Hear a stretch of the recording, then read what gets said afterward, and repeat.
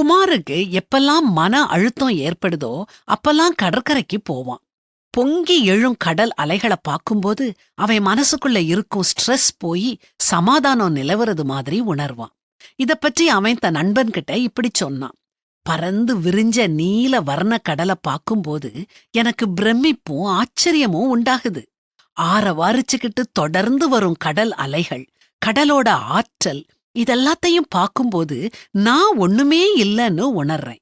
இந்த பிரபஞ்சத்துல இருக்கிற இவ்வளவு பெரிய கடல் பக்கத்துல நான் ஒரு மிகச்சிறிய பகுதி, கிட்டத்தட்ட ஒரு தூசி மாதிரிங்கிற எண்ணம் வருது. இந்த புரிதல் ஏற்படும்போது என்னுடைய பிரச்சனைகள், வேதனைகள் எல்லாமே பெருசா தோன்றது இல்ல. நான் கடலோட ஓசைய ரெக்கார்ட் பண்ணி வச்சிருக்கிறேன்.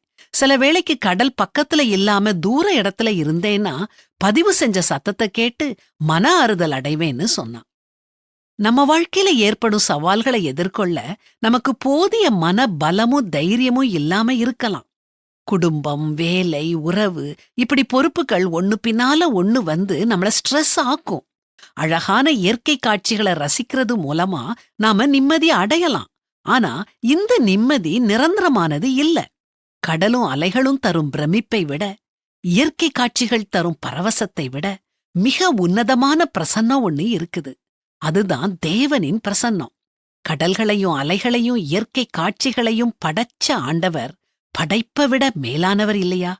அவருடைய அன்பு நாம கற்பனை செய்ய முடியாத அளவு கடலை விட அதிகமா ஆழமானது, முடிவில்லாதது, பறந்து விரிஞ்சது.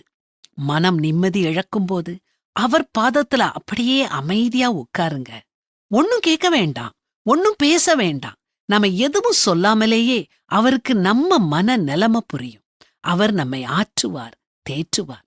இந்த உலகம் தரக்கூடாத சமாதானத்தை நமக்கு அருளிச் செய்வார். செஞ்சுதான் பாருங்களேன்.